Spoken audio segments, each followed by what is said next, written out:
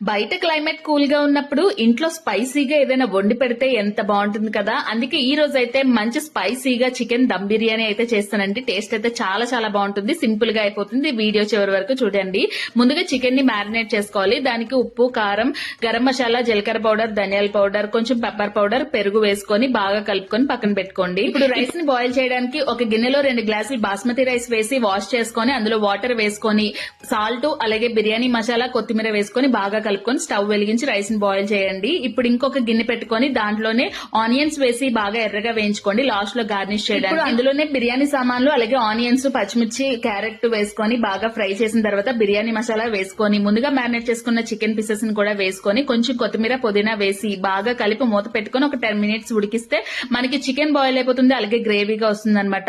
ఇప్పుడు పక్కన మనం బాయిల్ చేస్తున్న ఆ రైస్ కూడా హాఫ్ బాయిల్ అవుతుంది. ఆ రైస్ ని దీంట్లోకి షిఫ్ట్ చేసి నెయ్యి, కలర్ అనేది మీ ఆప్షనల్ అండి, మీకు నచ్చితే వేసుకోండి లేకపోతే స్కిప్ చేసేయండి. దానిపైన కొంచెం కొత్తిమీర, ఫ్రైడ్ ఆనియన్స్ వేసి వాడలేని పాన్ మీద ఒక 20 మినిట్స్ మనం కుక్ చేసుకుంటే మనకైతే దమ్ బిర్యానీ అయితే రెడీ అయిపోతుంది అనమాట. దీనికి స్మోక్ ఫ్లేవర్ చాలా ఇంపార్టెంట్ అండి, చాలా చాలా టేస్టీగా ఉంటుంది. స్మోక్ పెట్టడానికి ముందు బిర్యానీని కొంచెం అటు ఇటు కలిపిన తర్వాత బౌల్లో బొగ్గుని కాల్చి